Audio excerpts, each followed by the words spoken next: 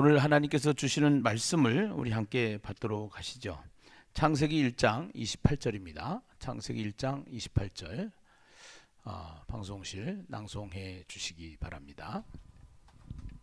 하나님이 그들에게 복을 주시며 하나님이 그들에게 이르시되 번성하여 땅에 충만하라. 땅을 정복하라. 바다의 물고기와 하늘의 새와 땅에 움직이는 모든 생물을 다스리라 하시니라.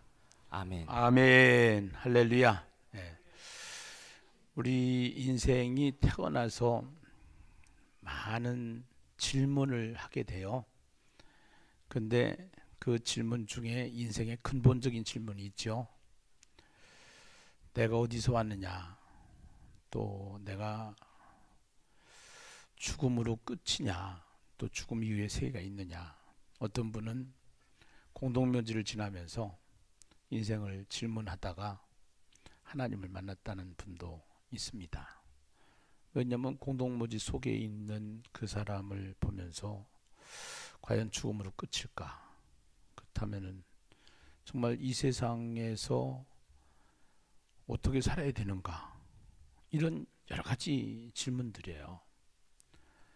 그 다음에 이제 이것이 깨달아지면은 그러면 이 세상에 대한 질문이 생겨요. 이 세상을 누가 만들었는가? 또 이 세상은 왜 만들었는가? 이 세상이 만들어진 목적은 뭔가? 이런 것이죠.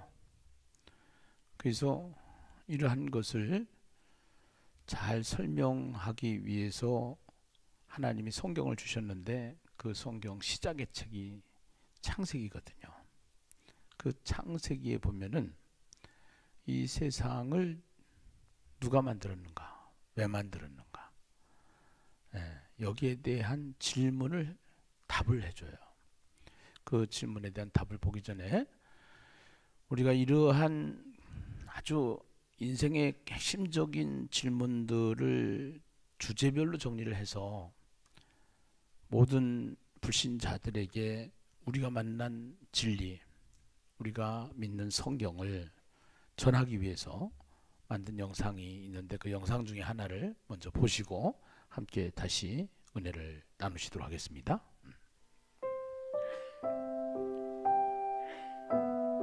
과학자 뉴턴은 하나님을 절대적으로 믿는 독실한 기독교인이었습니다. 그래서 그는 하나님의 어깨 위에서 자연을 바라보았습니다. 그러한 결과 만유의 인력의 법칙, 운동의 법칙, 미적분학 등 많은 발견을 하였죠. 그는 어느 날 태양계 축소판 모델을 만들었습니다.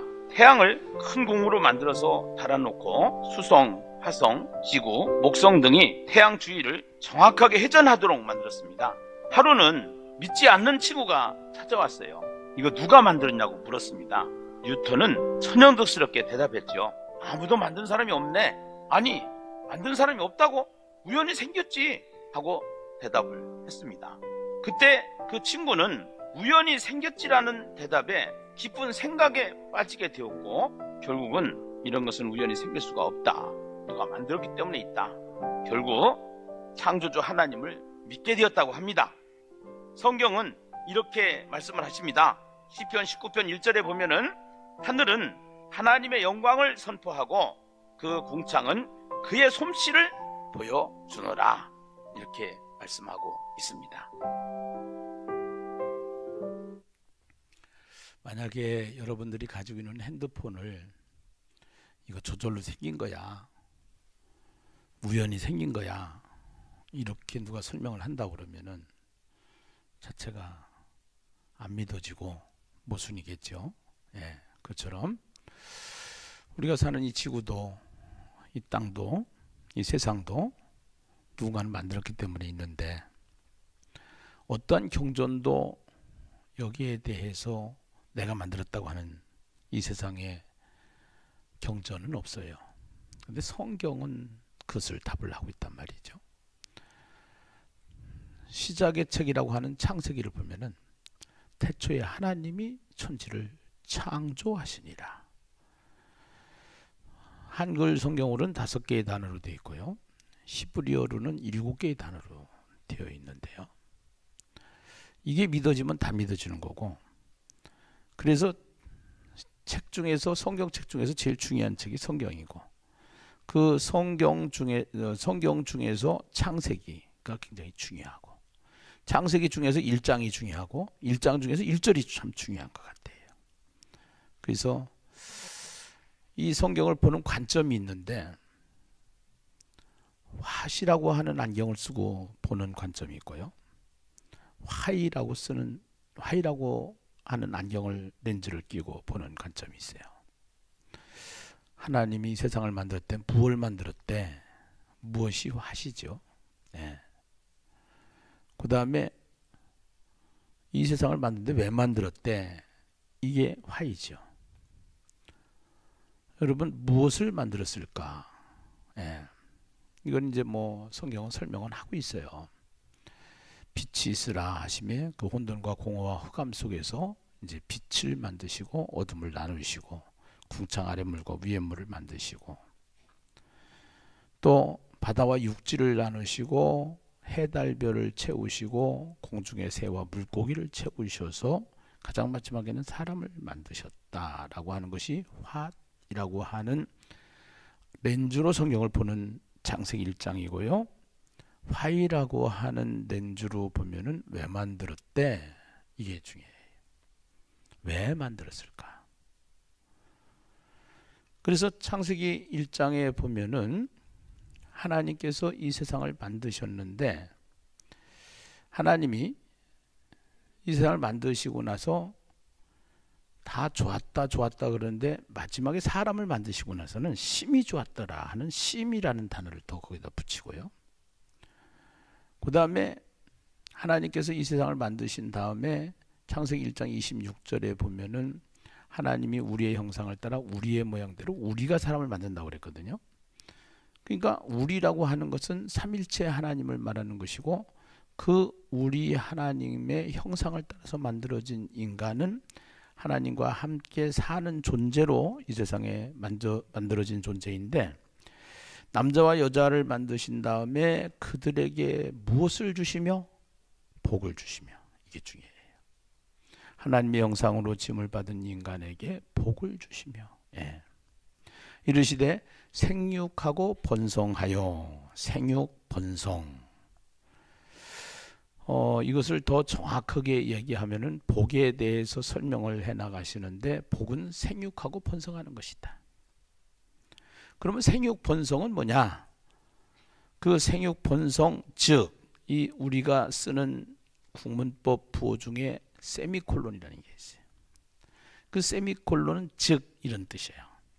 생육 번성 즉 생육 번성은 뭐를 말하냐? 첫째는 땅에 충만하라. 둘째는 땅을 정복하라. 또 셋째는 땅을 다스리라. 이 세 가지 단어로 표현을 하고 있습니다. 그래서 한마디로 얘기하면은 이 세상을 왜 만드셨느냐? 제가 그래서 이것을 쉽게 설명하기 위해서 10초 메시지에 이런 설명을 합니다.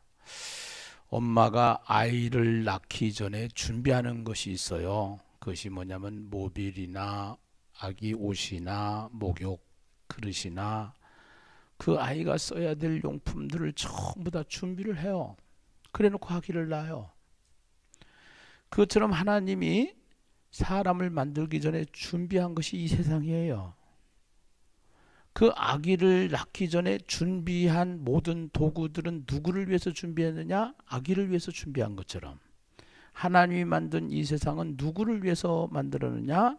사람을 위해서 만들었다. 아멘이죠? 네, 사람을 위해서. 그래서 이 사람을 위해서 만들었고 그 사람이 그것을 모든 것을 다 쓸 수 있도록 만드신 거예요. 그것을 우리는 뭐라고 하냐면은 왕권, 왕같이 살 수 있도록, 왕처럼 살 수 있도록 하나님께서 한 것이 복이에요. 그래서 왕은 다스리는 권세가 있는 거예요. 그래서 생육하고 번성하고 충만하고 정복하고 다스린다. 이렇게 이제 세상을 다스리는 거죠. 그래서 다스리는 이야기를 쫙 하고 있는데 다스려야 되는 인간이 창세기 2장 3장에 사탄으로부터 죄를 짓게 되고 사탄이 그 왕권을 뺏어간 거예요. 그 사탄이 왕권을 뺏어가서 사탄이 왕관을 쓰고 있는데 그 왕관을 다시 하나님께서 찾아주기로 약속을 하시고 그 찾아주기로 약속을 하시고 그 왕관을 찾아주실 이 세상에 하나님으로 오신 분이 예수 그리스도인데 그 예수 그리스도가 창세기 3장에 보면 여자의 후손으로 표시를 해요. 그래서 여자의 후손을 통해서 다시 이 복을 받은 복 있는 사람으로 살 수 있도록 하나님께서 우리에게 약속을 하신 거예요. 그것을 언약이다 이렇게 얘기를 해요. 예. 언약. 그래서 그 약속하시고 그러면은 예수가 와야 되는데 예수가 오지 못했어요. 나중에 와요. 그래서 예수 대신 무엇을 우리에게 주셨냐면 제사라는 방법을 주셔서 하나님을 만날 수 있도록 하고 그 왕권을 회복할 수 있도록 하나님께서 구약을 통해서 우리에게 말씀하시는 것이 구약의 내용이죠. 그래서 하나님께서 제사를 통해서 하나님이 계속 우리에게 무엇을 주시느냐? 말씀을 주시는 거예요. 말씀을. 네. 말씀을. 그래서 약속의 말씀을 통해서 우리에게 말씀을 하시는데 창세기 9장에 보면은요. 9장 1절에 보면은 하나님이 이제는 죄를 짓지 말고 하나님의 왕노릇을 하고 왕권을 가지고 살아야 되는데 회개를 하지 않아요. 그래서 물로 심판을 하잖아요. 그리고 다시 언약으로 무지개를 우리에게 주셨잖아요. 보여주셨잖아요. 그래서 이제 그것을 무지개 언약이다 이렇게 얘기를 해요. 금요일 날 나오셨던 분들은 우리 청년 회장이 그 무지개에 대한 설명을 아주 명쾌하게 했는데요. 이제 그 무지개 언약을 통해서 우리에게 다시 하나님께서 약속을 하시는 거예요. 다시는 물로 심판을 하지 않겠다. 만약에 물로 심판하게 되면 활로 나를 쏘는 것처럼. 네. 그것이 이제 무지개 언약, 아브라함에게는 횃불 언약. 그래가지고 횃불 언약은 짐승을 잡아서 횃불 사이로 짐승 사이로 쪼갠 고기 사이로 횃불이 지나가는 것처럼. 만약에 하나님께서 내가 약속한 거 어기면은 내가 활을 내가 맞겠다 하는 얘기고, 내가 만약에 어긴다고 그러면은 내가 이 짐승 반 갈라지듯이 나도 갈라지겠다 이런 얘기예요. 사실은요. 하나님이 그만큼 자신 있게 우리에게 약속을 하시고 하나님이 우리에게 보장을 해주시는 내용이죠. 그렇게 하면서 9장 1절에 보면 하나님이 다시 심판하시고 나서 복을 주시는데 그 복 내용이 이렇단 말이에요. 하나님이 그들에게 복을 주시며 노아와 그 아들들에게 복을 주시며 그들에게 이르시되 또 그러죠. 생육하고 번성하여 땅에 충만하라 이렇게 얘기를 한단 말이죠. 그럼에도 불구하고 인간은 죄짓고 바벨탑을 쌓는 모습을 성경을 통해서 우리에게 보여줬잖아요. 이것은 자기가 하나님이 되려고 하는 거거든요. 그러다가 하나님께서 침묵을 하신 다음에 바벨탑을 무너뜨리고 침묵하신 다음에 하나님께서 샘플로 하나님이 믿음의 조상을 세우신데 그 사람이 누구냐? 아브라함이죠. 그 아브라함에게 또 말씀을 하셔요. 뭐라고 말씀하시냐? 창세기 12장 1절 보니까 여호와께서 아브라함에게 이르시되 너는 너의 고향과 친척과 아버지의 집을 떠나 내가 네게 보여줄 땅으로 가라. 내가 너로 큰 민족을 이루고 네가 복을 주어 내 이름을 창대하게 하리니 너는 무엇이 될지라? 복이 될지라. 이 복이 될지라라는 이야기는 우리가 성경을 제대로 해석을 하고 이해를 하면은 이렇게 해석해야 된다고 그랬어요. 내가 너 복덩어리 만들고 말 거야 라는 얘기였어요. 하나님께서 아브라함에게 약속하신 것은 내가 너 복덩어리 만들고 말 거야. 복 있는 자로 만들고 말 거야. 정복하고 다스리는 자로 만들고 말 거야. 할렐루야. 그래서 그 일을 하기 위해서 복 있는 자가 되기 위해서 우리가 해야 될 일이 있는데 그 일이 신명기 28장 1절 이하죠. 네가 네 하나님 여호와의 말씀을 삼가 듣고 내가 오늘 네게 명령하는 그의 모든 명령을 지켜 행하면 네 하나님 여호와께서 너를 세계 모든 민족 위에 뛰어나게 하실 것인데 내가 네 하나님 여호와의 말씀을 청종하면 이 모든 복이 내게 임하며 내게 이르리니 성읍에서도 복을 받고 들에서도 복을 받을 것이며 내 몸의 자녀와 내 토지의 소산과 내 짐승의 새끼와 소와 양의 새끼가 복을 받을 것이며 내 광주리와 떡반죽 그릇이 복을 받을 것이며 내가 들어와도 복을 받고 나가도 복을 받을 것이니라. 이렇게요. 근데 성경을 여러분 28장 1절에서 6절만 조하죠. 그 15절 이하에 보면은 똑같이 대조해서 이 말씀을 지켜 행하지 아니하면 나가서도 저주를 받고 들어가서도 저주를 받고 무엇을 하든지 저주를 받고, 그래가지고 축복의 내용은 15절까지지만 저주의 내용은 16절부터 해가지고서 64절까지인가 해서 나와요. 그래서 오늘 지금 말씀이 얼마나 중요한지 몰라요. 그래서 시편 기자를 통해서 어떤 사람이 복 있는 사람이냐 하는 것을 시편의 1장 1절에 기록을 하고 있는데요. 복 있는 사람은 악인들의 길을 따르지 아니하며 죄인들의 길에 서지 아니하며 오만한 자들의 자리에 앉지 아니하고 오직 여호와의 율법을 즐거워하여 그 율법을 주야로 뭐 하는 자로다? 묵상하는 자로다. 그거 하기 위해서 우리가 뭐 한다? 하야통삼한다. 아멘입니까? 예. 예. 그 말씀이 육신이 돼서 이 땅에 오신 분이 있어요. 그분이 누구예요? 그분이 예수 그리스도예요. 네. 그 예수님께서 오셔서 처음 설교를 했어요. 그 설교가 복에 대한 설교예요.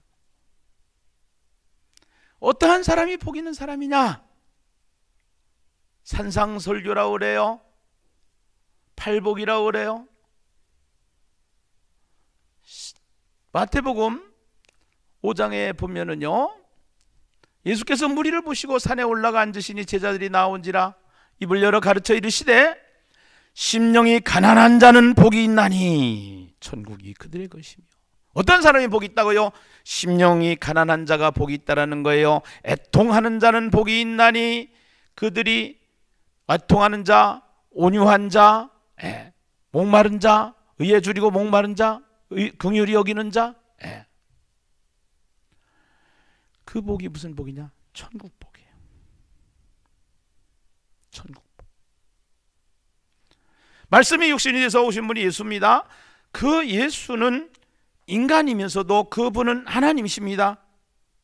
그래서 그 예수님은 인간이지만 시간과 공간의 제한을 받는 인간이지만 그분은 시간과 공간의 제한을 초월하는 신이기 때문에 예수를 믿는다라는 것은 그 예수가 내 안에 들어와서 시간과 공간을 초월해서 존재하시는 분이기 때문에 내 안에 들어와서 사시는 분이 예수다 이 말이에요. 그 예수를 믿으면은 그 예수 믿는 사람 자체가 복 있는 사람이 되는데, 그 복 있는 사람은 심령이 가난한 자가 되는 것이고 애통하는 자가 되는 것이고. 할렐루야, 아멘.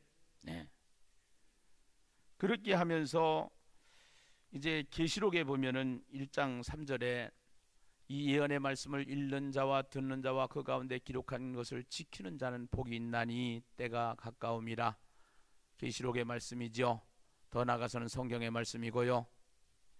계시록 22장 7절에 보니까요, 보라 내가 속히 오리니 이 두루마리의 예언의 말씀을 지키는 자는 복이 있으리라. 그러면은 복 받으려면 어떻게 해야 돼요? 말씀을 읽어야 된다. 이 말씀을 묵상해야 된다. 이 말씀을 지켜야 된다. 아멘이죠? 그럼 우리는 잘하고 있다. 그럴 때는 아주 잘하고 있다. 아주 잘하고 계십니다. 할렐루야. 그래서 이번 한 주간 우리는 창세기를 끝내고 출애굽기를 들어가기 전 다시 한번 창세기를 설교로 요약 정리하고 창세기와 연결된 모세오경을 통독을 하려고 합니다. 예. 통독하는 방법은 성경을 피시고 여러분들이 통독 끊어 읽기를 하시면 돼요. 성경을 읽을 때 호흡이 닿고 내용을 이렇게 끊어서 사선을 쳐가지고 표시를 하면서 집중하시라는 거예요. 이것이 한 5장만 이렇게 집중을 해서 나가면 굉장히 빨려 들어가요. 이 속에. 그래서 언제까지?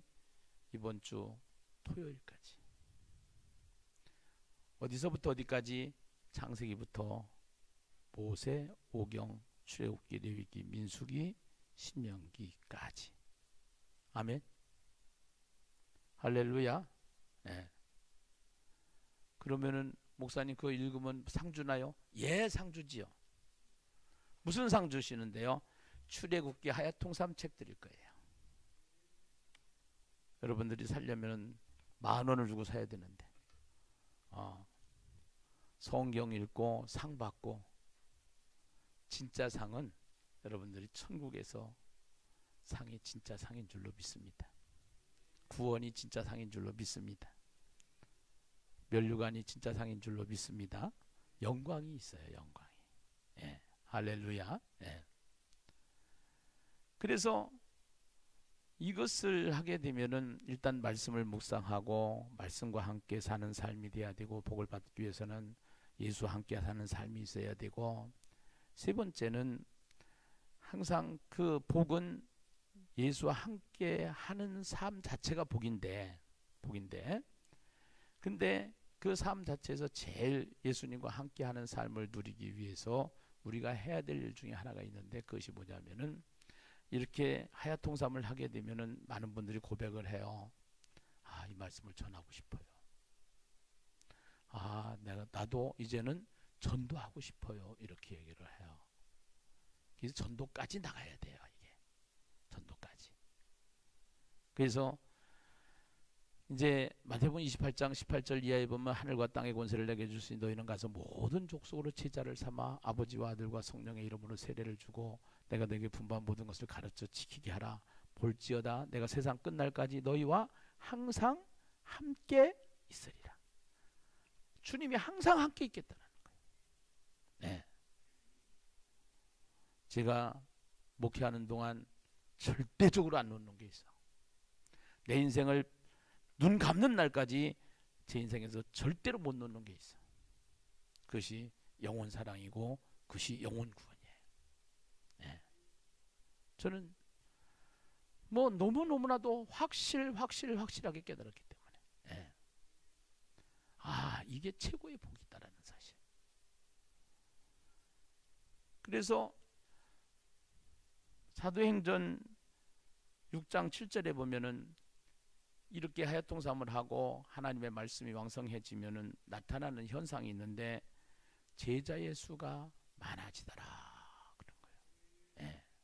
하나님의 말씀이 흥왕하여 제자의 수가 많아지더라. 이것이 생육 본성 충만이에요. 네. 그거를 그 생육 본성 충만한 하나님의 약속이 이루어진 사건을 성취라고 그러는데, 그 성취된 것이 계시록에 보면은 7장에 14만 4천이 나오고 14장에 14만 4천이 나와요.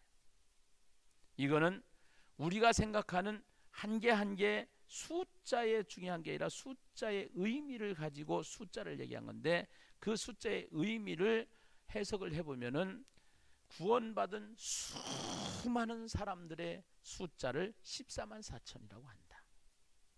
그래서 그 7장에 나오는 14만 4천은 구원의 숫자고, 14장에 나오는 14만 4천은 사명을 감당한 구원의 숫자다. 네. 그래서 우리는 이 구원받은 사람은 사명과 같이 가는 거예요. 그 사명이 복을 받은 사명인데, 이 복을 받은 자가 해야 될 것이 뭐냐? 그것이 문화명령의 문화명령. 그래서 문화를 통해서 생육본성 충만 정복 다스림이 일어나게 되고요. 그 다음에 이것이 예수님이 오셔서 그 문화 명령을 다시 해석해 준 것이 전도 명령이죠. 그래서 예루살렘과 온 유대와 사마리아와 땅끝까지 이 복음을 증거하기 위해서 문화와 전도가 같이 가는 거예요. 그래서 저희 교회가 카페와 1층 카페와 2층과 옥상을 이 지역 주민이 정말로 와보고 싶은 문화 공간을 만들기 위해서 지금 제가 고민을 하고 있어요. 문화 전도를 하려고. 네, 문화 전도. 카페를 통해서 온 지역 주민들이 이곳에 왔다가 이 문화를 느낄 수 있도록, 나도 교회를 가보고 싶다라는 문화를 느낄 수 있도록 하나님이 이 건물을 주신 목적은 넌 그렇다고 생각을 해요. 그래서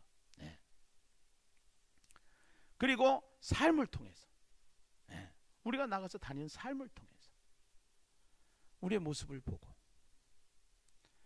그래서 이러한 모습 속에서 기독교가 아무리 방해자가 있고 기독교를 방해하는 세력들이 있다고 할지라도 하나님은 어떤 하나님이냐? 창세기를 통해서 이 세상을 창조하신 하나님이지만 그 창조의 목적은 사람이었고, 그 사람은 죄를 져서 하나님을 떠나게 됐고, 인간이 죄를 져서 하나님을 떠난 인간, 죄 가운데 빠져서 헤매는 인간에게 하나님은 찾아오셔서 구원해 주시고 아브라함을 부르시고 이삭을 부르시고 야곱을 부르셔서 너는 내 거라고 하나님이 지명하여 하나님 것으로 만들어 가시는 창조와 동행의 하나님.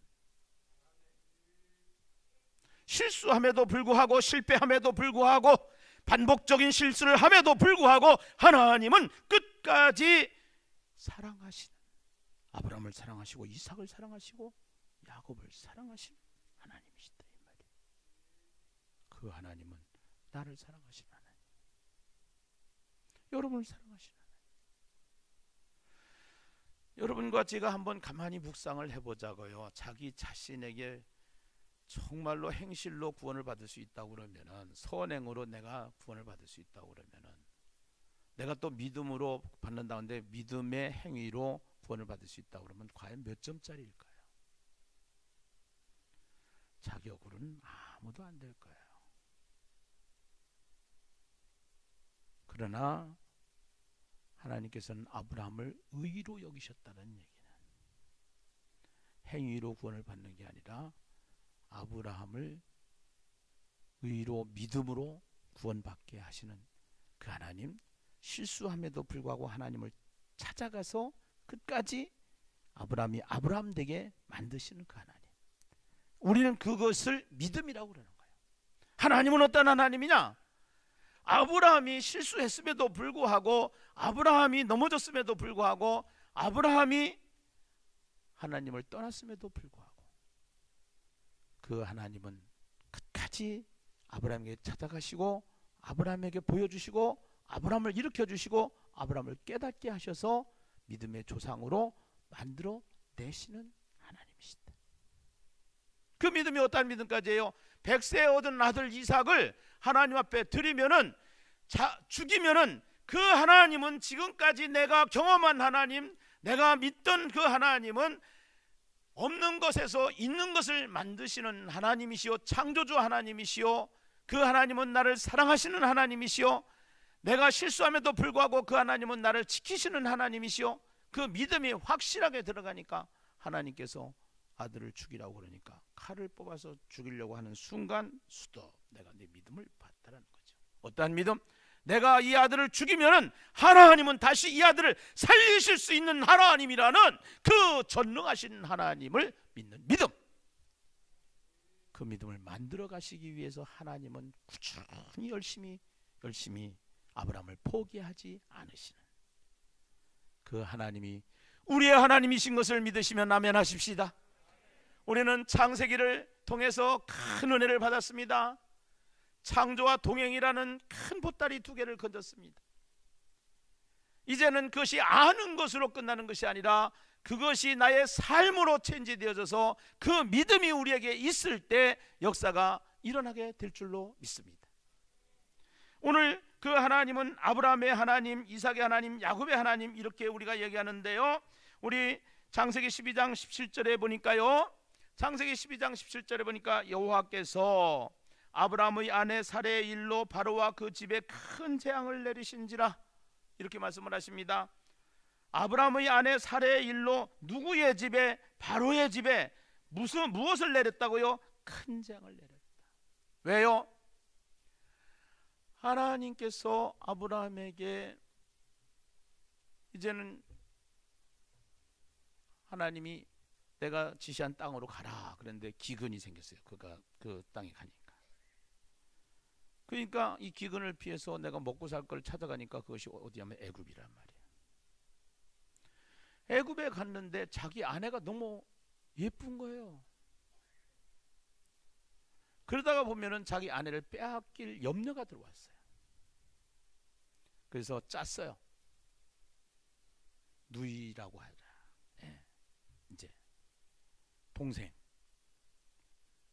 동생이죠. 동생 관계죠. 동생 관계. 부부 관계인데 동생 관계를 만들어 버린 거예요. 이게. 아닌 게 아니라 고관들이 불렀어요. 누구냐? 동생입니다. 내가 선물 많이 줄게. 이 동생을 우리 바로하고 같이 잠을 잘 수 있도록 해줘라. 뭐 이제 이런 식이죠. 아내를 뺏은 거죠. 그날 밤 하나님은 아브라함에게 뭐 하세요? 약속을 하셨잖아요.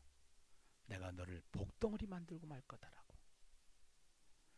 이 세상을 창조하시면서 하나님이 말씀하셨단 말이에요. 하나님의 형상으로 지음을 받은 우리 인간에게 하나님이 그들에게 복을 주시며 그 복을 주시겠다고 약속하신 하나님께서 이제는 어떻게 이 아브라함이 아내를 빼앗기게 생겼고 이제는 아내가 바로의 처가 될 수 있는 후처가 될 수 있는 그러한 상황이 돼버린 상황 속에서 하나님은 그날 밤이 중요한 거예요. 그날 밤에 무슨 일이 있었어요? 하나님이 그 집에 재앙을 내리셨어요. 바로가 깨달았어요. 아브라함이 했어요? 하나님이 하셨어요? 하나님이 하셨잖아요. 우리가 잘해서 우리가 뭐 또 그것을 어떻게 해가지고 재주를 부려서 된 게 아니에요. 빌어서 된 게 아니에요. 하나님이 그날 밤에 재앙을 내림으로 말미암아 바로가 손을 들게 하신 줄로 믿습니다. 할렐루야. 여러분 이 믿음을 가지셔야 돼요. 세상에서 보면 안 믿는 사람들이 더 잘 되는 것 같아요. 잘 나가는 것 같아요. 그리고 우리가 바보처럼 사는 것 같아요. 그는 믿음의 이야기가 아니에요. 현상이에요. 우린 창세기를 공부하면서 창세기의 말씀을 통해서 계속적으로 우리가 들었던 말씀이 있어요. 그 말씀이 뭐냐?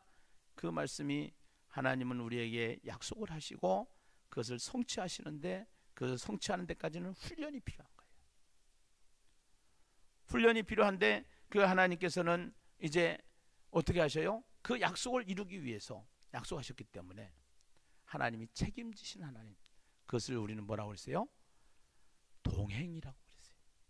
동행하신 하나님. 아멘입니까? 네. 하나님의 동행이죠. 하나님께서는 아브라함의 인생을 역전시켜 주시는 하나님이신 줄로 믿습니다. 아멘입니까? 네. 그래서 안 믿는 사람들이 잘 되는 것 같지만요, 그렇지 않아요. 신실하게 진실하게 세상을 토막으로 보지 마시고요, 통으로 보시라고요. 안 믿는 사람들이 잘 되는 것 같지만 나중에 가면은요 정말로 제대로 믿는 사람들이 더 잘 된다는 사실이에요. 아멘입니까? 할렐루야. 네. 두 번째는 이삭의 하나님을 통해서 우리가 오늘 우리 하나님을 만나게 되는데요, 그 이삭은 똑같은 범죄를, 아브라함과 같은 똑같은 범죄를 행했을 뿐더러 아비멜렉의 질투를 통해서 3번씩이나 우물을 팔 때 방해를 받았어요. 그런데 방해를 받고 이삭이 망할 것 같았지만 하나님은 이삭을 망하게 하지 않고 그를 100배나 축복하시고 그 원수들이 찾아와서 다시 불가침 조약을 맺게 하시는 그 하나님이심을 우리는 이삭을 통해서 이번에 창세기를 보면서 우리가 함께 은혜를 받았죠. 창세기 26장 28절에서 29절 말씀입니다. 함께 읽습니다. 그들이 이르되 여호와께서 너와 함께 계심을 우리가 분명히 보았으므로 우리의 사이 곧 우리와 너 사이에 맹세하여 너와 계약을 맺으리라 말하였노라. 너는 우리를 해하지 말라. 이는 우리가 너를 범하지 아니하고 선한 일만 내게 행하여 네가 평안히 가게 하였음이니라. 이제 너는 여호와께 무엇을 받은 자니라? 복을 받은 자니라. 그들이 이르되 여호와께서 너와 함께 계심을 우리가 분명히 보았다라는 것입니다. 아비멜렉과 아비멜렉의 고관들이 이 이삭을 보면서 하나님이 너와 함께 하심을 분명히 봤다. 네. 여러분, 우리가 제대로 된 믿음을 가지고 가면은요, 하나님께서 하는 것을 우리는 볼 수밖에 없어요. 볼 수밖에. 기독교 역사가 그랬어요. 수많은 사람이 성경을 불에 태웠어요. 성경을 없애려고 그랬어요. 기독교를 멸하려고 그랬어요. 기독교를 없애버리려고 그랬어요. 그러나 하나님은 기독교를 지키고 계시고 교회를 붙잡고 계시고 우리를 붙잡고 계시는 거예요. 교회를 붙잡고 계시다는 것은 우리를 붙잡고 계시다는 것이에요. 이 세상에 수많은 세력들이 잘못 기독교를 방해하는 탄압 세력들이, 옛날에 네로라든가 또 이 초대교회의 황제들 보면은요, 엄청난 기독교의 핍박이 있었습니다. 그러나 결국은 누가 승리했어요? 기독교가 승리했어요. 제일 미련한 사람이 교회를 탄압하는 자입니다. 교회와 싸우는 사람입니다. 이 교회는 누가 붙잡고 있냐? 하나님이 붙잡고 있고, 교회는 건물이 아니라 사람이다. 말씀을 붙잡은 자, 말씀을 붙잡고 신앙생활하는 교회, 하나님이 반드시 보여주시는 줄로 믿습니다. 결국은 아비멜렉과 함께 그 질투하던 세력들이 모든 것을 빼앗으려고 했지만 그들의 고백을 통해서 우리는 알게 되는 것이, 우리의 사이 곧 우리와 너 사이에 맹세하여 너와 계약을 맺으려고 말한다. 너는 우리를 해하지 말라? 벌써 우리를 해하지 말라는 겁니다. 왜? 하나님이 함께하기 때문에. 이는 우리가 너를 범하지 아니하고 선한 일만 내게 행하여 네가 평안히 가게 하였습니다. 이는 우리가 너를 범하지 아니하고 선한 일만 행하게 하였으며 평안히 가게 하였습니다. 이제 너는 여호와께 무엇을 받은 자다? 복을 받은 자다. 복을 받았다는 것은 하나님이 함께 하신다는 거예요. 복을 받았다는 것은 하나님이 동행하신다는 거예요. 아멘입니까? 네. 하나님이 동행하신다. 네. 여러분, 아브라함의 이야기나 이삭의 이야기나 야곱의 이야기는 신앙의 위인의 이야기가 아니라는 것을 분명히 알아야 된다는 것이죠. 우리는 지금 신앙의 위인전을 읽고 성경을 읽는 게 아니에요. 그 아브라함이 우리가 분석을 해보니까 찌질이 같은 아브라함, 못 알아듣는 아브라함, 사고치는 아브라함, 네, 바보 같은 아브라함. 이삭도 마찬가지예요. 모자라는 이삭, 사기꾼 같은 야곱. 그러나 하나님은 그 찌질이 같고 모질이 같고 사기꾼 같은 아브라함과 이삭과 야곱을 포기하지 않으시고 하나님의 사람으로 승리하게 하시는 하나님이시다라는 사실을 성경을 통해서 우리에게 말씀해 주시고 있다라는 사실이죠. 우리는 야곱의 하나님을 통해서도 볼 수가 있습니다. 세겜 전쟁을 통해서 그 야곱이 위기에 몰려 있어요. 34장 30절에 보면은요, 그 시몬과 레위에게 이렇게 얘기합니다. 야곱이 시몬과 레위에게 이르되 너희가 내게 화를 끼쳐 나로 하여금 이 땅의 주민 곧 가나안 족속과 브리스 족속에게 악취를 내게 하였도다. 나는 수가 적은즉 그들이 모여 나를 치고 나를 죽이리니 그러면 나와 내 집이 멸망하리라. 여기요, 야곱은 지금요 숱한 산전수전을 통해서 그 하나님이 위대하신 하나님이라고 그렇게 고백을 했고 그렇게 신앙을 가졌음에도 불구하고 이 세겜 땅에 와서 이제 시몬과 레위를 통해서 그 연합군 세력들을 물리치기 위해서 세겜 족속들을 할례를 행하게 하고 전부 다 남자들을 죽여버렸다. 피 비린내 나는 전쟁을 일으켰단 말이에요. 이제는 야곱이 두려워진 거예요. 연합군이 두려워진 거예요. 우린 죽었다. 그래서 무슨 원망이 나오냐? 시몬과 레위 너 때문에 그렇다. 그러나 이 문제의 결과는 우리가 35장을 통해서 만나게 되죠. 35장 5절에 보니까 함께 읽습니다. 시작. 그들이 떠났으나 하나님이 그 사면 고울들로 크게 두려워하게 하셨으므로 야곱의 아들들을 추격하는 자가 없었더라. 야곱은 미리 겁먹었어요. 믿음이 없었다라는 거죠. 하나님이 하실 일에 대해서 믿음을 가졌어야 돼요. 아브라함이 이삭을 하나님 앞에 드리라고 했을 때, 그 이삭을, 하나밖에 없는 아들 이삭을 하나님 앞에 드리라고 그랬을 때 그 믿음이 얼마만큼 성장을 했느냐? 그 믿음이 이렇게 성장을 했단 말이에요. 어떻게? 내가 이 아들을 죽이면은 하나님께서 이 아들을 다시 살리실 줄로 믿고 하나님 앞에 순종한 줄로 믿습니다. 아멘입니까? 세겜 땅에서 사고를 쳤어요. 연합군이 무서워졌어요. 하나님을 바라봐야 되는데 현상을 바라봤어요. 연합군을 바라봤어요. 원망이 나왔어요. 우린 죽었다. 너희 때문에 큰일 났다.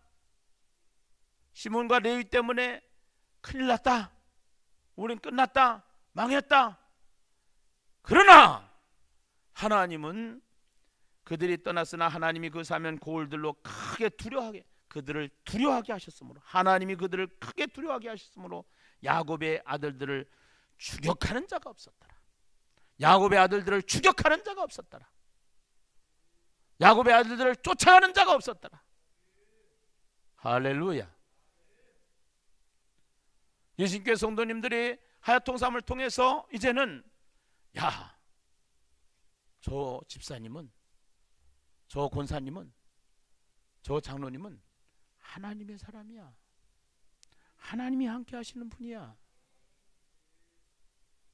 이러한 주변의 고백이 다 일어나기를 주님의 이름으로 축원합니다. 할렐루야. 네. 이제 이후로 추가되는 유다와 요셉의 이야기는 이어질 애굽에서의 상과 출애굽 사건을 통해서 다음 주에 다시 한번 말씀을 전하기로 하고요. 창세기를 읽는 우리가 아브라함이나 이삭이나 야곱을 위대한 위인들에게 주목하지 않고 그들을 위인으로 믿음의 조상과 언약의 파트너답게 만들어내고 마신 하나님께 주목해야 될 줄로 믿습니다. 네. 지금 우리의 상황이나 환경, 우리의 자질은 어떠한가? 우리의 환경, 상황, 자질은 아브라함이나 이삭이나 야곱의 환경이고 자질입니다. 모질이 같고 찌질이 같고 사기꾼 같은지라도 하나님이 손을 대시면은 달라질 수 있다라는 소망을 품어야 될 줄로 믿습니다. 할렐루야. 아멘이죠. 하나님의 백성들에게 주신 언약, 생육하고 번성하고 충만한 복이 창세기가 이제는 마무리하고 시작되는 출애굽기 1장 7절에 그 축복의 역사가 우리에게 보여주죠. 창세기 1장 7절에, 출애굽기 1장 7절에 보면은 이스라엘 자손은 생육하고 불어나 번성하고 매우 강하여 온 땅에 가득하게 되었더라. 왜? 하나님이 사랑하시기 때문에. 네. 아브라함이 위대해서, 이삭이 위대해서, 야곱이 위대해서, 이스라엘 백성들이 위대해서가 아니라 하나님이 계속 동행하신다는 것은 사랑하시기 때문에. 아브라함을 사랑하시잖아요. 이삭을 사랑하시잖아요. 야곱을 사랑하시잖아요. 언제까지? 끝까지 사랑하시는 하나님. 오늘 우리는 그 사랑을 가져야 될 줄로 믿습니다. 그 사랑의 언약이 하나님께서 말씀하시는 약속이에요. 그 약속은 반드시 성취된다, 안 된다? 된다. 그 성취되는 과정 속에 중요한 것이 있어요. 그 과정 속에 언약하시고 성취하시는 그 하나님의 과정 속에는 무엇이 필요하다? 훈련이 필요하다. 아멘. 훈련. 이 훈련을 받기 위해서 우리는 지금 하야통삼을 하는 거예요. 하나님을 계속 만나는 거예요. 하나님의 음성을 듣는 거예요. 하나님의 가르치심을 받는 거예요. 그런데 우리는 착각하는 게 있어요. 훈련 안 받으려고 하는 게 있어요. 핸드폰에다가 하나님 문자나 이런 거로 해가지고서 딱 보내주시면 얼마나 좋겠어요. 오늘은 이렇게 살아라, 오늘은 이렇게 살아라. 절대로 하나님은 아무리 핸드폰 아니라 핸드폰 할아버지가 나와도 그렇게 안 하십니다. 하나님이 만드신 하나님의 스마트폰은 성경입니다. 이 성경에 하나님이 보내주신 거예요. 할렐루야. 네, 성경. 그래서 이 성경을 통해서 계속 저와 여러분이 설교를 통해서 듣고, 이제 모세오경을 창세기, 출애굽기, 레위기, 민수기, 신명기, 여호수아 이렇게 해서 이제 이 성경 각 권별로 새벽마다 여러분들한테 강론을 해주시고, 여러분들이 모세오경을 이번 주에 통독을 하시고, 또 통독을 하신 여러분들은 이걸 다 사진을 찍어서 창세기에서 한 장, 출애굽기에서 한 장, 레위기에서 한 장 이래가지고 또 여기 지금 보고하듯이 보고하셔서 교구장이 딱 이것을 체크해가지고 다음 주에는 상까지 준다고 하니까 상도 받으시고 출애굽기 책자도 받으시고. 네, 받기 싫은가 봐요. 받으시고. 할렐루야. 네. 그렇게 해서 훈련 받으시기 바랍니다. 네. 그리고 하야통삼을 통해서 오늘 또 예수님께 하듯이 했습니까? 가만히 생각을 해보니까 남편에게 예수님처럼 했나 안 했나? 안 했다, 못 했다. 오늘 또 주님께 물어봤습니까? 못 했음. 네. 그래도 괜찮아요. 못 했어도 괜찮아요. 거기다 체크만 하세요. 이것이 훈련이에요. 여러분, 반주하는 이 반주자나 드럼 치는 이 드러머들 하루아침에 안 되는 거예요. 계속 반복해서 연주자가 되는 거예요. 우리도 마찬가지예요. 반복을 안 하려고 그래요. 훈련을 안 받으려고 그래요. 시키는 대로 안 하려고 그래요. 그러면은 시간이 오래 걸려요. 복 받기는 좋아하는데 그 복을 받으려면 훈련이 필요하다는 거예요. 훈련을 다 받으시기를 주님의 이름으로 축원합니다. 할렐루야. 할렐루야. 예. 그렇게 하면서 이제는 하나님께서 그 훈련을 통해서 우리에게 주시는 하나님의 그 모습은 어떠한 모습인가? 여기서 깨닫는 게 하나 있어요. 지지리 같은 아브라함, 모지리 같은 이삭, 사이굿 같은 야곱을 하나님은 끝까지 포기하지 않으시고 사랑하시는 하나님이시구나. 뭐 하시는 하나님? 사랑하시는 하나님. 그래서 우리는 못 받기 위해 태어난 사람, 사랑받기 위해 태어난 사람. 우리는 하나님께 사랑받기 위해 태어난 사람인 것을 믿으시면 아멘. 한 주간 큰 사랑 받으시기를 주님의 이름으로 축원합니다.